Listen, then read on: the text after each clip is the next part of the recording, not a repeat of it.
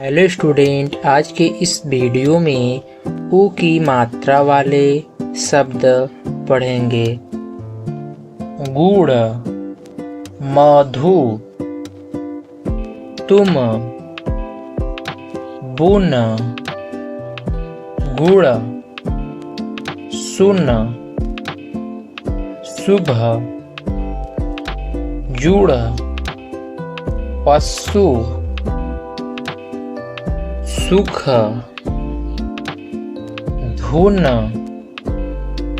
खुद,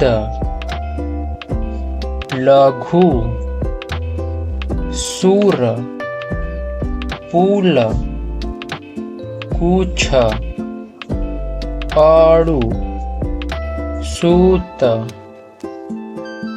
मुख, घून, घूल, युग, पुत्र, खुश।